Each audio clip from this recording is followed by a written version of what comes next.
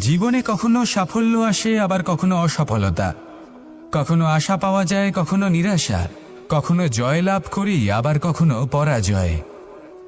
এর পেছনের কারণটা জানা অত্যন্ত প্রয়োজনীয়। যদি আমি পরাজয়ের কথা বলি, যখনই আমরা পরাজয় লাভ করি আমরা ভাবতে থাকি যে এমন কেন হলো। আমাদের শত্রু কি বেশি শক্তিশালী ছিল, নাকি আমাদের নীতিতে কোনো খামতি ছিল?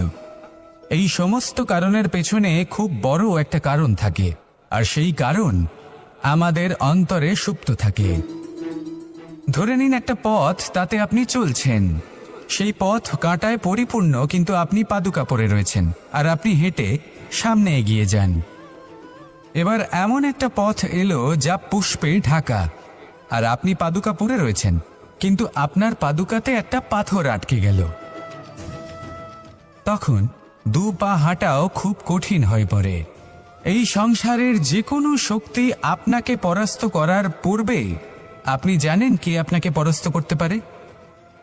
আপনার অন্তরের দুর্বলতা, আপনার অন্তরের সেই সুপ্ত শত্রু। আর সেই জন্য ইতিবাচক মনোভাব গুরুত্বপূর্ণ হয়ে পড়ে। ভালো মানুষদের সাথে থাকুন, সৎসঙ্গে থাকুন, বন্ধুত্ব করুন, ভালোবাসুন। এই ভালোবাসা এত শক্তিশালী এক অস্ত্র যাকে ব্রহ্মাস্ত্রও পরাস্ত করতে পারে না। এই সমস্যারূপী পাথর কিছুই নয়। আসুন আমার সাথে ভালোবেসে বলুন, রাধা রাধা।